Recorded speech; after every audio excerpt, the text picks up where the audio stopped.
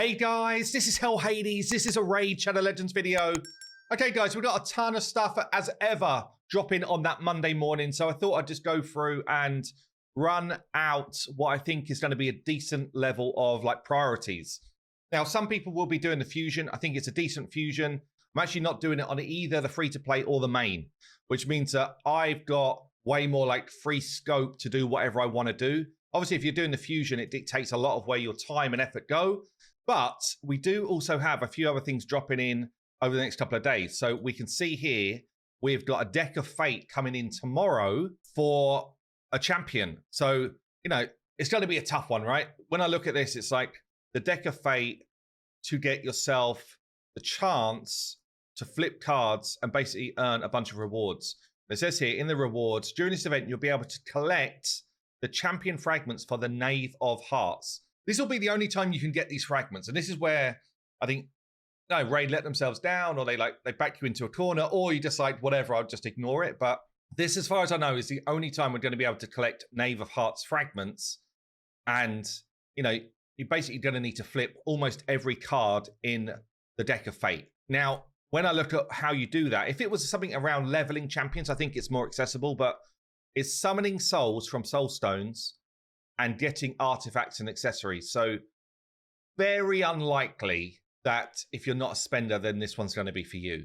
Like, it's hard to have enough soul stones ever saved, but you might have done. You might have been playing for a while, and if you have, we're going to check out the Knave of Hearts in a second.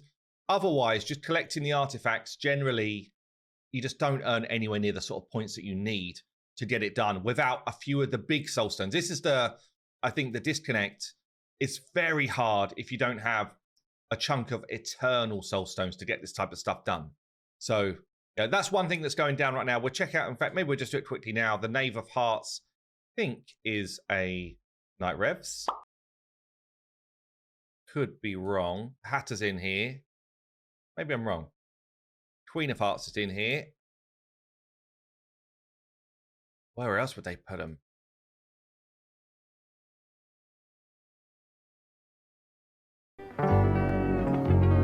It's times like these that I'm glad decided to make hellhades.com. Just so I could see. It's an undead. Okay, undead. Why not? Right. Knave of Hearts. Here we go. So yeah, firstly, love they reuse this aesthetic from Little Miss Annie, because I think it's one of the coolest things they've done. Kind of weird looking visual, honestly, on this one compared to most Raid champs. Like, quite weird lighting, but still pretty damn sweet as ever. Raid knocking it out the park visually. Love this sword, by the way. Look at this. Brilliant. Okay, so we've got an HP based champ, double hitter, books up to each hit being 50% chance to place provoke. It's going to be decent for your your Hydra provoking. Each hit heals the ally with the lowest HP as well for a small heal. We've got an AoE, chance to steal 2 buffs from enemies, goes to 100%. Also puts continuous heals out. Also places unkillable and taunt on this champ. And then we've got an HP swap and places heal reduction here. Debuff cannot be resisted. This debuff cannot be removed, transferred, or have its duration decreased. So it's like a protected debuff. This one, it's on a 4-turn. It's kind of good for Amius, I guess. On a 4-turn, yeah, I think that's going to be good, actually, for an Amius type ability. Then equalizes HP. This is a really good way of healing, by the way. Yeah, equalizes HP to the level of the ally with the highest HP, and then gives everyone increased defense as well. Then at the start of this champion's turn, fully restores this champion's destroyed max HP. When attacked, destroys the attacker's max HP up to 50%. And then we've got HP in all battles. I'd say decent champion. I don't think it's going to be like you must get this champion. It's the best champion in the game type of stuff. But decent champion if you've got a bunch of soul stones, or if you're a collector. I have seen actually from Saf, I wasn't even aware this was happening.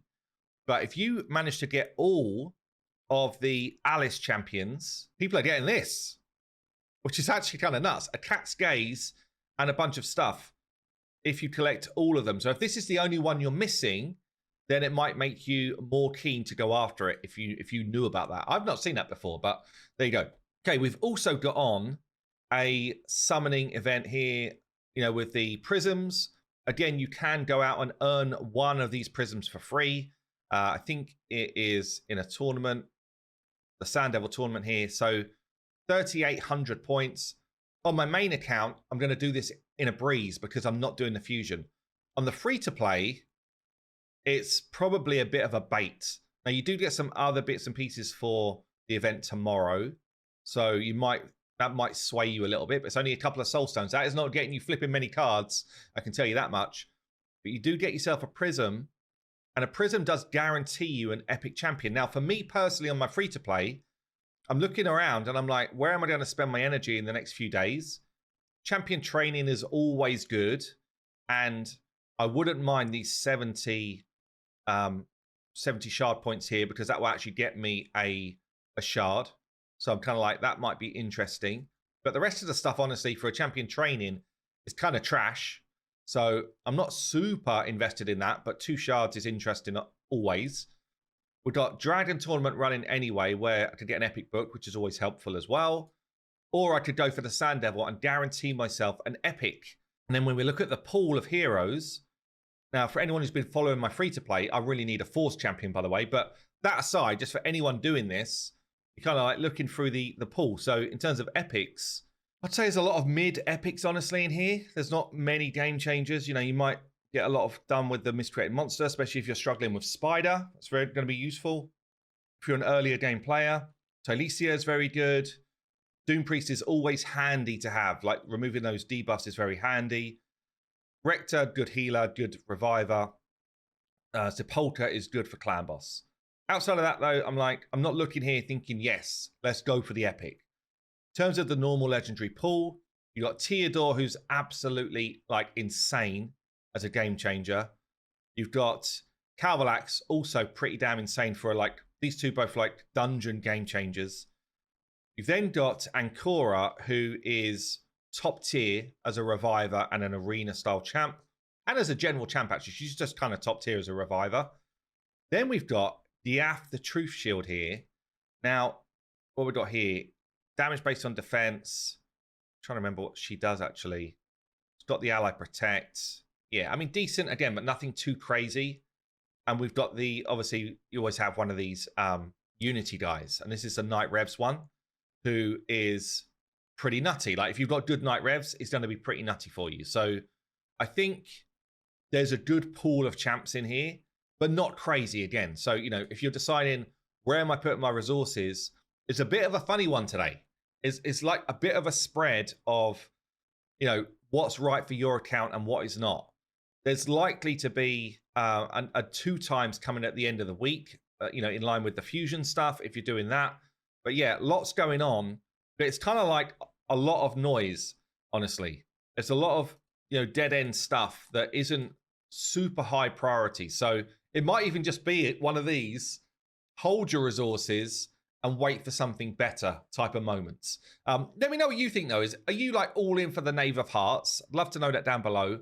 Also, you know, is there anyone on here that you're like, HH, if you're not going for that Prism Shard, then you're absolutely bonkers. Let me know.